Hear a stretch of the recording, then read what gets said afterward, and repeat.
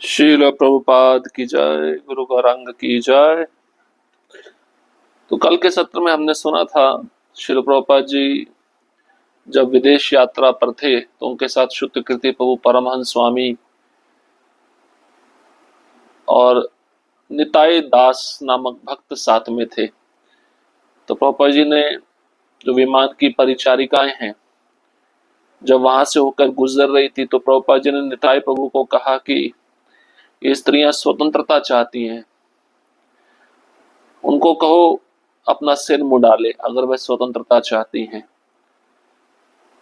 निताई प्रभु ये बात सुनकर थोड़ा मुस्कुरा दिए और बाद में प्रभुपाद जी ने निताई प्रभु को टोका, जाओ उनके साथ परिहास करके आओ, स्वतंत्र होना चाहती हैं उन्हें यहाँ पर बुलाओ और अपना सिर मुंडवाने को बोलो। टांगों को मुंडवाने से अच्छा है सिर मुंडवाया जाए, सिर को ठंडा रखना ज्यादा अच्छा है गर्म रखने की बजाय।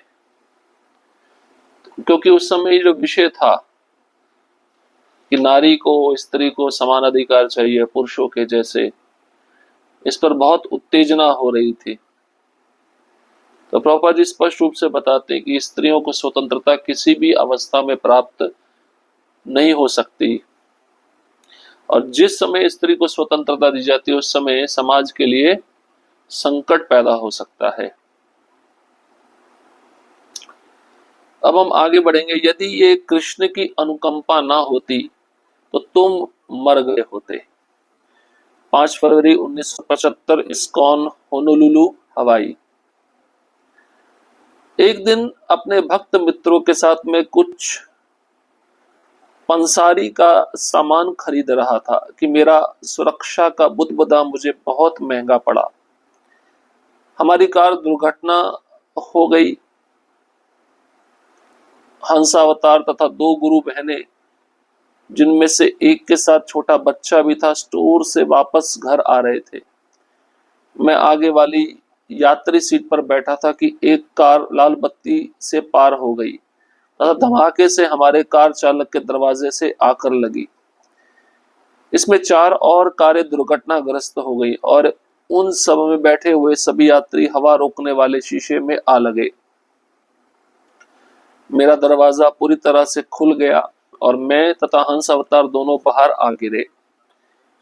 मैं अपनी रीढ़ की हड्डी के बल भूमि पर जा गिरा। दोनों माताएं तथा बच्चा कार में थे, जबकि कार पूरा चक्कर काट गई और लगभग मेरे ऊपर चढ़ गई। मैं समीप के अस्पताल के आपातकालीन कमरे में ले जाया गया।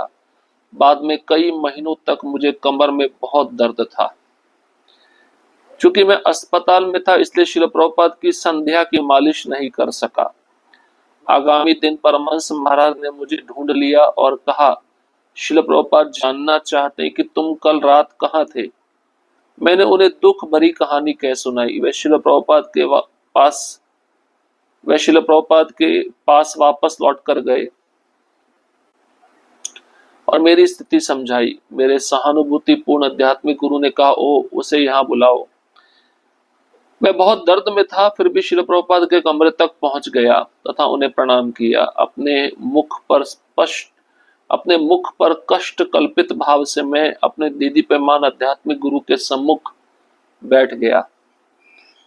उन्होंने कोमल स्वर में पूछा, क्या हुआ? मैंने सुना है तुम कार दुर्घटनाग्रस्त में थे। मैंने दुर्घटना का पूरा विवरण उन्हें कह सुनाया और उन्होंने ध्यान पूर्वक उसे सुना भी। उन्होंने कहा, अच्छा, यदि श्री कृष्ण की कृपा नहीं होती तो तुम मर गए होते। मैंने विवशता से मुस्कुराते हुए कहा, हाँ, ये बहुत भयभीत करने वाली थी। मेरा सौभाग्य था कि मैं आगामी कुछ दिनों तक श्री प्रभुपाद के कमरे में ही था। हर बार मैं अन्य भक्तों के साथ वहीं था। श्री प्रभुपाद वार्तालाप करते हुए बात मेरे ऊपर ले आते। उन्होंने बड़े नाटकीय ढंग से कहा, शुद्ध कीर्ति की बहुत गंभीर दुर्घटना हुई है। यदि कृष्ण कृपा नहीं होती तो वह मर गया होता। ये 3 बार सुनने के बाद मेरी मोटी बुद्धि में आया, यदि श्री प्रभुपाद तथा श्री कृष्ण की कृपा नहीं होती तो मैं मर गया होता। मैं अभी अल्पवयस्क तथा असावधान था। और मृत्यु मेरा चिंता का विषय नहीं था। यदि ऐसा होता तो मैं अपने गुरुदेव के चरण कमलों का कभी त्याग नहीं करता। मैं उसे चलाकर घर ले गया। अंततोगत्वा मुझे ज्ञात हुआ तथा मैंने अनुभव किया कि श्रील प्रभुपाद की बात अक्षराक्षर सत्य थी। यह बहुत शानदार अनुभव था कि मेरे सहानुभूत गुरु बार बार इस बात का अनुमोदन कर रहे थे कि श्री कृष्ण ने कैसे मेरी रक्षा की। मैं प्रार्थना करता हूँ कि कृष्ण कृपा श्री मूर्ति के प्रत्येक शब्द तथा जो वे करते हैं उनके प्रत्येक कार्य में मेरी समझ तथा श्रद्धा में वृद्धि हो। हवाई में रहते हुए श्री प्रभुपाद श्रीमद् भागवतम के 5वें स्कंद का अनुवाद कर रहे थे। उन्होंने मेरी दुर्घटना की कहानी निम्नलिखित ढंग से वर्णन की। श्रीमद् भागवतम 5वां स्कंद 14वां अध्याय।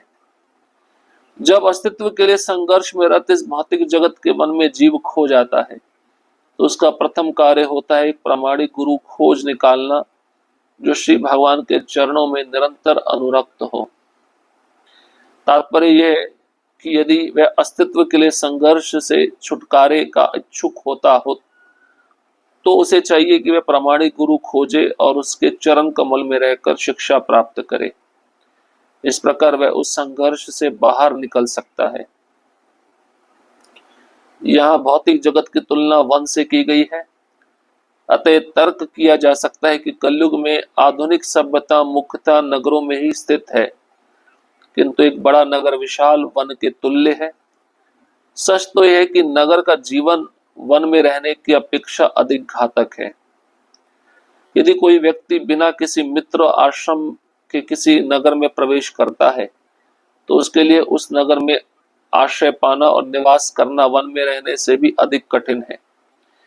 इस पृथ्वी पर अनेक बड़े बड़े नगर हैं और जहां भी दृष्टि जाती है अहर्निश जीवन संघर्ष छिड़ा दिखता है। लोग 70-80 मील की गति से मोटर कारों में इधर उधर दौड़ते रहते हैं जो जीवन संघर्ष का दृश्य उपस्थित करता है। उन्हें भोर में शीघ्र उठकर मोटर में द्रुत गति से यात्रा करनी होती है। इससे सतत दुर्घटना का भय बना रहता है और काफी सावधानी बरतनी होती है। अपने वाहन में रहकर भी मनुष्य अनेकानेक चिंताओं से घिरा रहता है तथा उसका संघर्ष कभी भी मंगलमय नहीं होता है। मेरे प्रिय श्रील प्रभुपाद, कई वर्ष शीघ्रता से व्यतीत हो गए। मेरे मार्ग में कई खतरनाक परिस्थितियां आई, तथापि मैं बिना स्पष्ट अनुभव किए भारी भूल करता रहा हूँ। श्री कृष्ण की कृपा के बिना मैं मर गया होता। कृपया मुझे बुद्धि दो कि मैं आपको अपनी शरणागति की अत्यावश्यकता को समझा सकूं। जब मेरी मृत्यु आए तो अपनी मन की आंखें आपके मुख कमल पर स्थिर कर सकूं। मैं नहीं चाहता कि मैं भौतिक शक्ति द्वारा पुनः उछाल दिया जाऊं। तो श्रुतकीर्ति प्रभु को एक एक्सीडेंट का अनुभव हुआ। वे कुछ सामान खरीदने के लिए अपने गुरु भाइयों के साथ मित्रों के साथ गए थे और उनकी कार दुर्घटनाग्रस्त हो गई। उस कार में हंसावतार प्रभु, उनकी 2 गुरु बहनें और एक छोटा बच्चा भी था। स्टोर से जब वे वापस घर आ रहे थे तो आगे वाली सीट पर बैठे थे श्रुतकीर्ति प्रभु और एक कार रेड लाइट को पार कर गई। धमाके से श्रुतकीर्ति प्रभु जिस कार में बैठे थे उस कार के दरवाजे के पास आकर लगी और इसमें 4 और कारें दुर्घटनाग्रस्त हो गई। तो सभी यात्री हवा रोकने वाले शीशे से टकरा गए। श्रुतकीर्ति प्रभु कहते मेरा दरवाजा भी पूरी तरह खुल गया। हंसावतार और मैं दोनों बाहर जा गिरे। मैं रीढ़ की हड्डी के बल गिरा जिसके कारण बड़े लंबे समय तक मेरी पीठ में दर्द होता रहा और लगभग पूरा चक्कर कार काट लिया था और कार श्रुतकीर्ति प्रभु के ऊपर भी चढ़ गई थी। उनको इमरजेंसी में हॉस्पिटल ले जाया गया और बाद में कई महीनों तक उनके कमर में बहुत बड़ा दर्द रहा। इसलिए प्रभुपाद जी की वे मालिश नहीं कर पा रहे थे, अस्पताल में थे। तो परमहंस महाराज शुद्ध कीर्ति प्रभु को ढूंढ लेते हैं और प्रभुपाद का संदेश सुनाते हैं।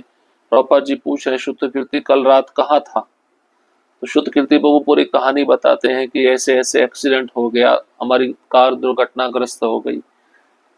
तो प्रभुपाद जी कहते हैं उसको बुलाओ। बड़ी दर्द होने के कारण फिर भी शुद्ध कीर्ति प्रभु प्रभुपाद जी के कमरे तक पहुंचते हैं, उनको प्रणाम करते हैं और कोमल स्वर में प्रभुपाद जी उनको पूछते हैं क्या हुआ। तो पूरा विवरण शुद्ध कीर्ति प्रभु कैसे कार दुर्घटनाग्रस्त हुई प्रभुपाद जी को बताते हैं। अब प्रभुपाद जी कहते हैं यदि श्री कृष्ण की तुम पर कृपा नहीं होती तो तुम मर गए होते। ये बात बहुत भयभीत करने वाली थी और इस बात को प्रभुपाद जी पुनः पुनः अपने प्रवचन में 3 बार बोले। 3 बार सुनने के बाद शुद्ध कीर्ति प्रभु कहते हैं मेरी मोटी बुद्धि में आया कि यदि शिल प्रभुपाद तथा श्री कृष्ण की कृपा नहीं होती तो मैं आज बच नहीं पाता। क्योंकि जवानी में व्यक्ति सावधान नहीं रहता, मृत्यु की उसको कोई चिंता नहीं होती, मृत्यु उसके लिए कोई चिंता का विषय नहीं होता, लेकिन मृत्यु किसी भी समय आ सकती है। तो शुद्ध कीर्ति वो कहते हैं हवाई रहते हुए जब प्रभुपाद जी भागवतम के 5वें स्कंद का अनुवाद कर रहे थे तो उन्होंने मेरी दुर्घटना की कहानी निम्नलिखित ढंग से वर्णन की उस 5वें स्कंद में, जिसमें एक अध्याय है भवाटवी का वर्णन। ये पूरा भौतिक संसार एक वन के समान है, जंगल के समान है। कैसे इस वन में व्यक्ति प्रवेश करता है भौतिक इंद्र तृप्ति के लिए। तो कलयुग में आधुनिक जो सभ्यता है नगरों में ही स्थित है। ये बड़ा नगर ही विशाल वन के तुल्य है। और प्रभुपाद जी कहते हैं नगर का जीवन जंगल में जीवन बिताने की अपेक्षा अधिक घातक है, अधिक अधिक खतरनाक है। यदि कोई व्यक्ति बिना किसी मित्र के और बिना किसी आश्रम के किसी नगर में प्रवेश करता है तो उसके लिए नगर में आश्रय पाना, निवास पाना वन से भी कई अधिक कठिन हो जाता है। प्रभुपाद जी कहते हैं पृथ्वी पर अनेक बड़े बड़े नगर हैं जहां भी दृष्टि जाती है व्यक्ति अहर्निश जीवन रात दिन रात संघर्ष कर रहा है, 70-80 मील की स्पीड से अपनी मोटर कार को दौड़ाता है। ये दृश्य जीवन के संघर्ष को उपस्थित करता है। भोर में जल्दी उठकर द्रुत गति से अपने वाहन को चलाना, यात्रा करना, इसमें दुर्घटना का भय बना रहता है। काफी सावधानी बरतनी होती है और जब वाहन में रहता है तो मनुष्य अनेक अनेक चिंताओं से घिरा रहता है। उसका यह संघर्ष कभी भी मंगलमय नहीं हो सकता। तो शुद्ध कीर्ति प्रभु प्रभुपाद जी के चरणों में निवेदन करते हैं कि श्री कृष्ण की कृपा के बिना मैं सच में मर गया होता।